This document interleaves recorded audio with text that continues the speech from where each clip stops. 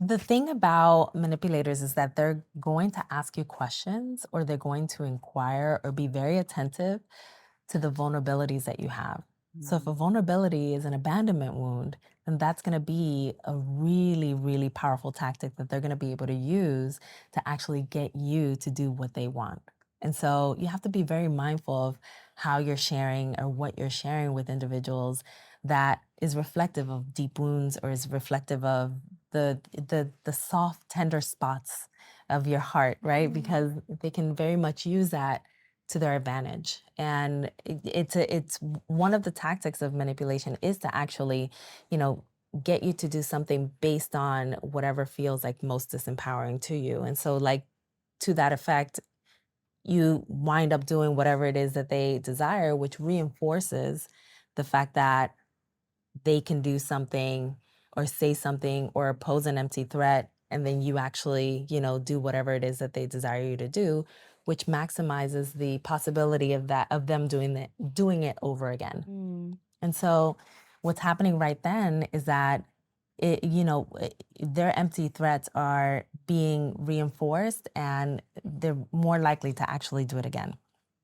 I actually remember when it got to the point where he was just doing it to me too so often that Mhm. eventually I was like, "Well, go on then, fine, leave." And then he Mhm. like Mhm. did leave, and I was like, "Oh crap, that didn't work." Right? Mhm. So like I actually, in hindsight, I think was trying to manipulate him in order to stay. Mhm. Like, call Mhm. him. I'm going to call him on this threat next time, Mhm. and then it didn't actually work, and so that very smartly on his part put me back into being more of submissive, and then obviously staying in that relationship. Yeah. And so the strategy was effective, right? And so, Yes, yeah. unfortunately. Yeah. And that happens to a lot of us, right? Like we wind up staying in these relationships for an extended period of time because the actual strategy is something that we're not aware of is happening. But whenever we are aware of it and whenever we can say, wait, that's gaslighting, or you're hoovering me back in, then we have an opportunity to actually say, you know what, I'm not playing into that. I'm going to take my power back. And what you're saying and what you're doing and what you're not doing is not working for me. I'm going to decide to extract myself from this relationship and live a life that doesn't have this toxic element in it. I love that even what you're not doing part Hmm. as well. That's Hmm. so true. Talk to me about how they will also use controlling as a Hmm. big method and making you, not making you, I guess, but manipulating you into not seeing your friends, Hmm. not seeing your family, and that being a piece of a control. Yeah. Well, it's an isolation tactic. So if they can actually cut off the source of power for you in Mm. all directions, then they have power over you, right? Like they can actually control you even easier. If you have friends around, your friends are probably going to say, you know what? I don't really like this person, or I don't like how they're treating you. So they're going to, in their eyes, they're going to brainwash you and they're going to make you like realize that this person's mistreating you. So if they cut off that source, then they have better control over you. If they cut off the source of your family members and you no longer can go to your family members and say, I'm not feeling well, can someone take care of me, can someone love upon me, and this is the only person now that you have that can actually give you that source of love, then I mean, like Mm. it's really is strategic, right? Like if they cut off your finances and they have control over your finances, you're gonna financially depend on them. So in all areas of your life, they're cutting off the source and they're making themselves the only source. And that's how they gain absolute power over you. And I assume that doesn't happen overnight, right? It's not like you're kind of dating someone or with someone, you really like them, and all of a sudden they're like, no, you shouldn't see your friends. Like, Mhm. how does that actually play out? Mhm. Because I think it becomes the dripping effect that eventually becomes the torture. Well, it starts off with really seemingly like benign statements like, I don't really like her too much, right?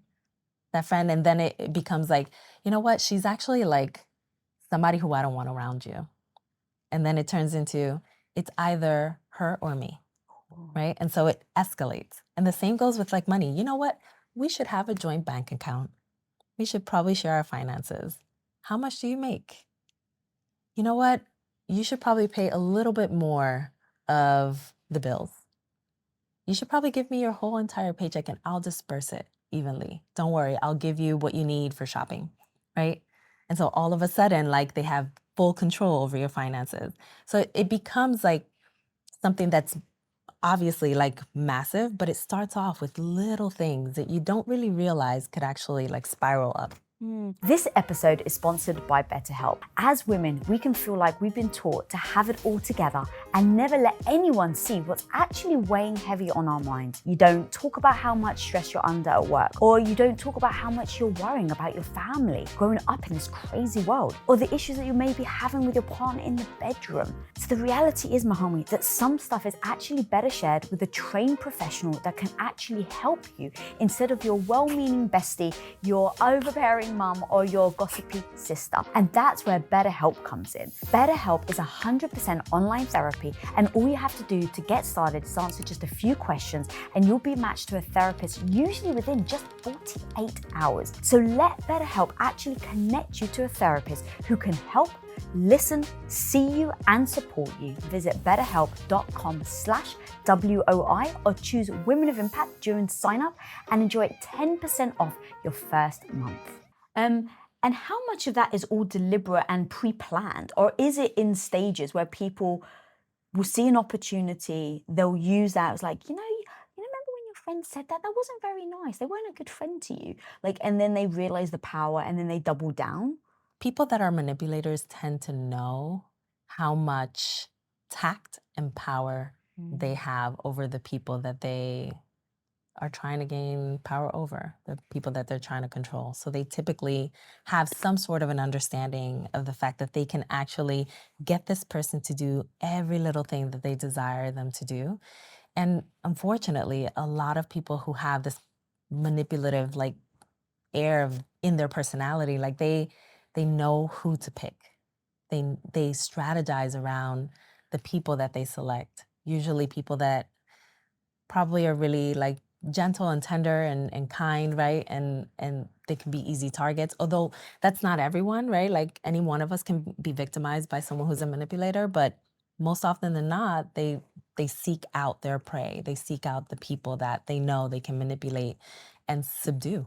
So you mentioned, I was going to ask, what are the characteristics of somebody that typically falls for manipulation more? And so you said people that are kind, gentle, what else? And then why is that? People that have people-pleasing qualities, that like to appease, people that tend to like to care for others, like to be of service, because you would want to care for this person, right? And whatever it is that they desire or they need, you want to care to their needs. But that's literally what they also want you to do. They want to control you so that you can take care of them and take care of their needs and take care of their feelings and take care of everything, that they desire of you. And so it's, those qualities, it's going to be really essential for anybody that holds those qualities to also have really firm boundaries.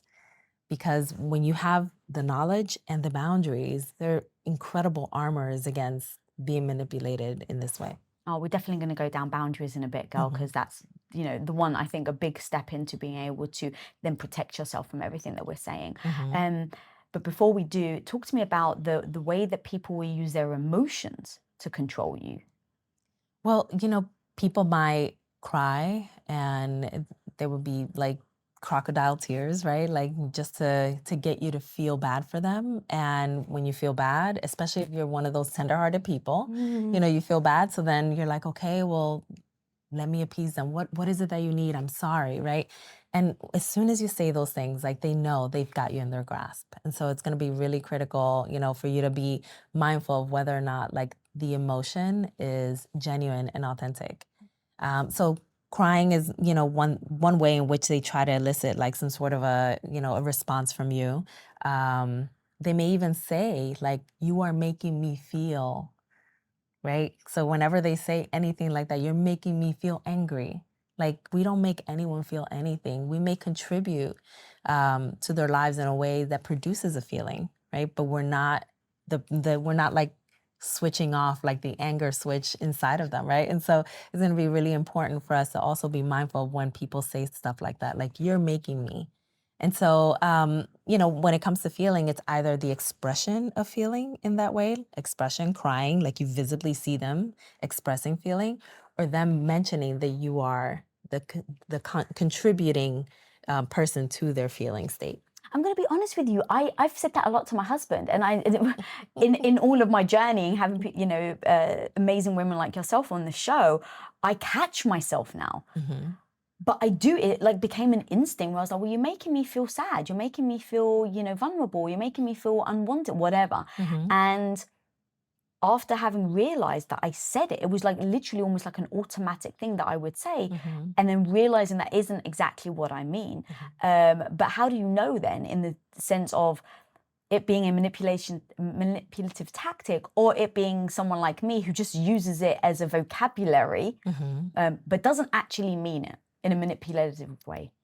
Well, the key is like whether or not this person is trying to actually get you to change your behavior in order to meet their needs, right? Like if you're telling your husband, like you're saying, you're making me feel a certain way, not knowing to use other language, it is so that you can express to him that you have a feeling that you're hoping that he can hold with you, right? And so, being able to say that, being able to say, there's a feeling here.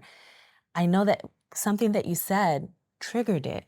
And now I'm here in this feeling, and I want you to know that, know how I'm interpreting this moment with you. Hold it with me. Like that's a very different experience than you made me angry. It's your fault, right? It's very different. And in that way where someone's saying you make me angry, it's your fault, it's a way of blaming you so that you change your behavior to then not question them. Exactly, so that they don't then have to assume any accountability for their behavior. They're actually exempt from it. So now, like, if I tell you, you're making me angry, it's your fault, and you're like, you know what, I'm sorry, yeah, you're right, it's my fault, I won't do it again, then I don't have to change anything about myself. I just changed you. Yeah, that's so true. Because as you were saying, I was like, no, I do say it to my husband because I do want him to change his behavior. Like, that's very true. But I don't want it to be a blame game versus what you said. It's like, I need you to hear me of how I'm feeling, and then how can you hold that space? I think that's a beautiful way of rethinking about it. Have you been in a situation where you found yourself doing that same thing? Either not meaning to, like, oh, okay, I've said this and realized this was actually a manipulation tactic that I didn't mean to use. Absolutely. I mean, especially earlier in my 20s, and I'm sure that I probably have said it like recently without realizing, although I tend to be or try to be very intentional about my words and my language. But in my 20s, I was pointing fingers in the other direction, like through and through, like every single day.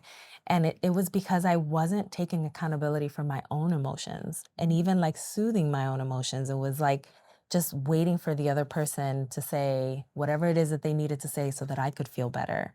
And that's a real recipe for codependency too. And I've definitely been there, and it's not healthy. And to be honest, it doesn't feel good to me either. Even though I am the one that's pointing the finger and saying, you made me feel this way, I didn't feel good about that. I didn't want to be that person. I wanted to hold on to my own emotion in a way that made me feel empowered and like I had at least some sort of control over how I felt. But I didn't know, like, I actually didn't have the language to say, no, you have some control over how you feel. You have control over how you choose to feel in this moment. I didn't have that language. And I also didn't have what we call like I statements. I feel, or I am feeling this way because of something you said, rather than you are making me feel this way. So before I had the language, I definitely pointed fingers. I was definitely in that cycle, and it didn't feel good. And I just knew, like, intuitively in my gut, I knew like this isn't the way. And I don't want to live a life like this. Like, I don't want my friendships to reflect this. I don't want my relationships to be this way. I don't want to be in connection with people in my workplace environments that feel this way.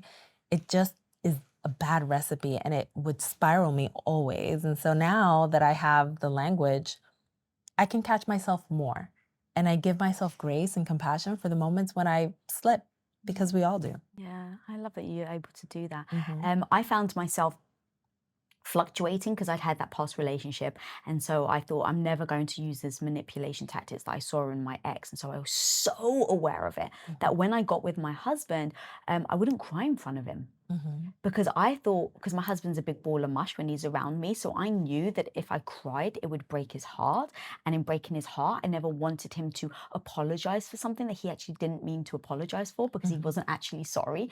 And so I went a bit like too hard in the opposite direction, where every time I felt like a tear, I would like turn around and I would walk out. And he'd be like, why do you always hide when you're crying?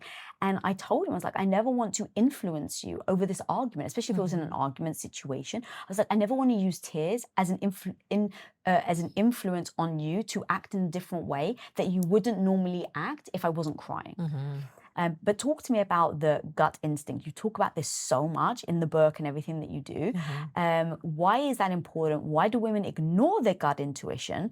And how do we start to tap into it more so that we can start to identify all these things that we're talking about? Because I think it's our superpower that if we can use that with the knowledge that you're teaching everyone today, we'd be unstoppable.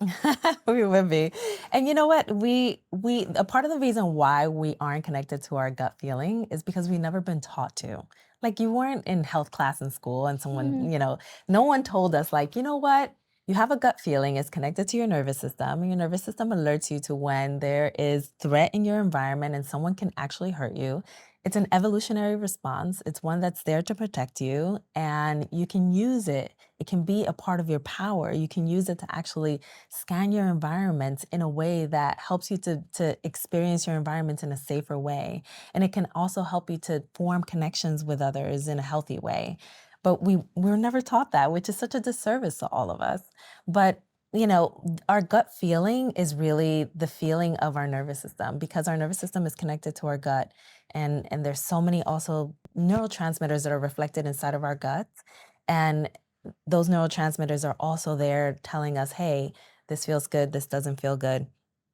And so when we can actually like tune into our bodies, we're able to see that our bodies are already taking in the environment well before we actually are taking it in consciously. And if we're able to see by tuning in that our body isn't feeling comfortable around certain people or safe or in a state of love or connection, then we can actually make a determination as to whether or not we're going to listen to our bodies or if we're going to, just kind of stay in denial. So how do we tune in? What is that first step? Because assuming that you have to unwire so many years of not tuning in or ignoring it. Yeah. And tuning in, it is a practice, but it just starts with sitting in silence.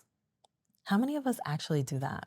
How many of us not like sit in silence and maybe like scroll through our phones, but really sit in silence and look at the room that we're in and be present and mindful and connect to how we're feeling and like any of the sensations that we feel inside of our bodies. It literally takes us like 30 seconds to 60 seconds to just offer ourselves a tune in.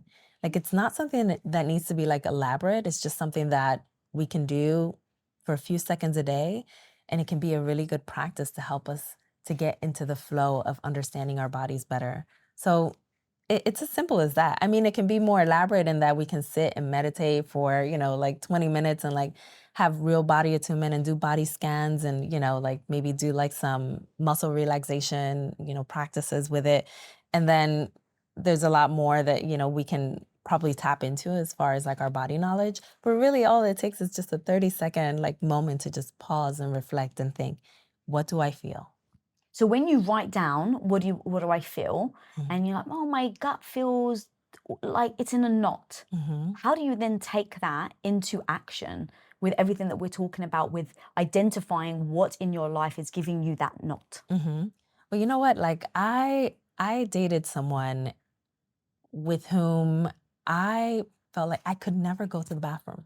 My stomach was frozen. Oh. And I was like, why is it that I, usually like when I would get home, like I would actually be like, oh, okay, I need to use the bathroom, but never around this person because my stomach was always in knots. Yes. As in like a bowel movement? Yes, I couldn't and so my stomach was telling me like, you're too tense around this person. They don't feel good to you.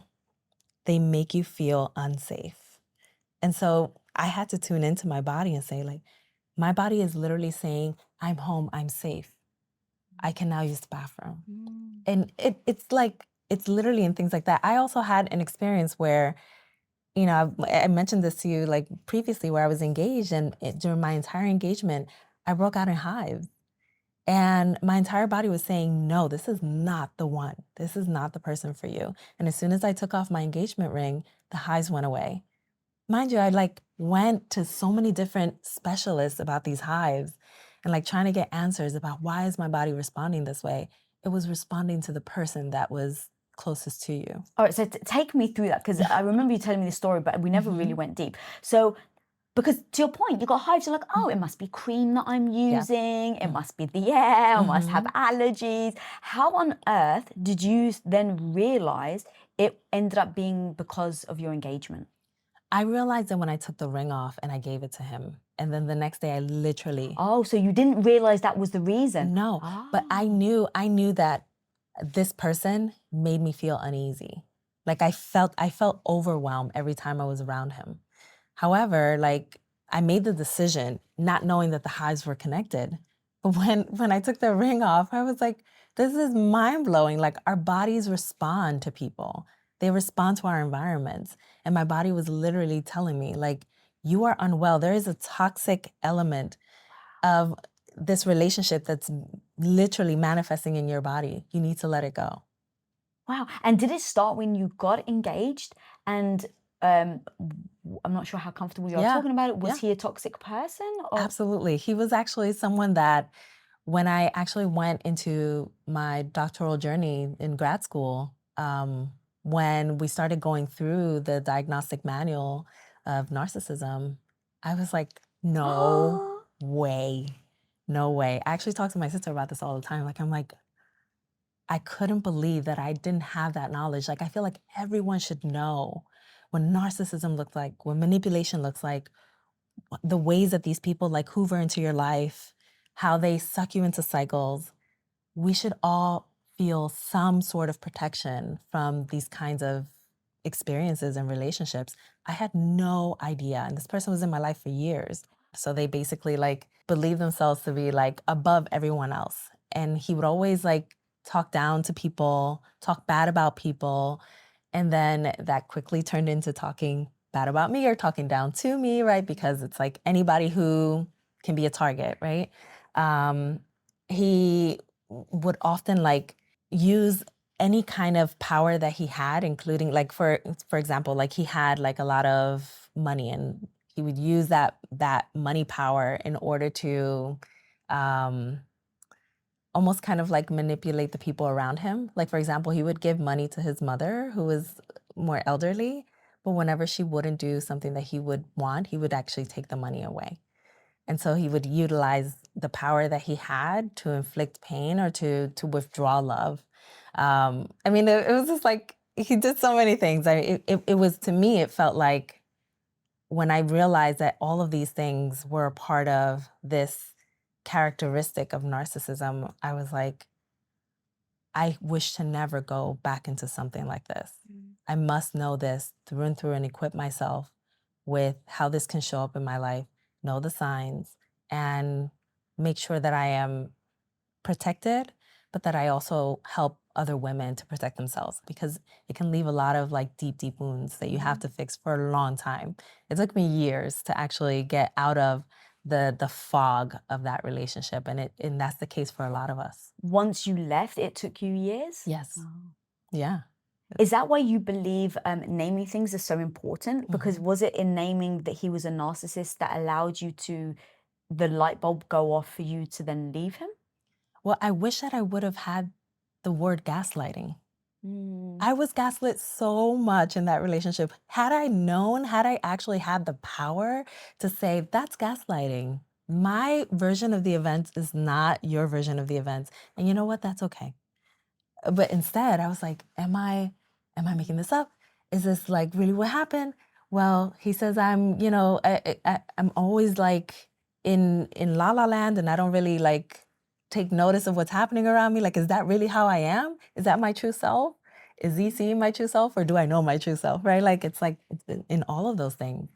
Now I know not to, I can really spot the signs, right? Like, and I guess it really helps that I'm a psychologist too, but just for my own sake, I can understand how a person is trying to get to a place where they're berating me in that way or gaslighting me or trying to, manipulate me in any way, and I can actually protect myself. And that's what I want for a lot of women. I want that for all of us. I don't want us to have to suffer in this way from people who haven't done the work to actually carve out their own wounds and then inflict the wounds upon us. If you want to learn the romantic manipulation tactics he will use to trap you, then click here right now. Any one of us can be victimized by someone who's a manipulator, but most often than not, they seek out their prey. We have to talk about patterns then, right? Like if a person is gaslighting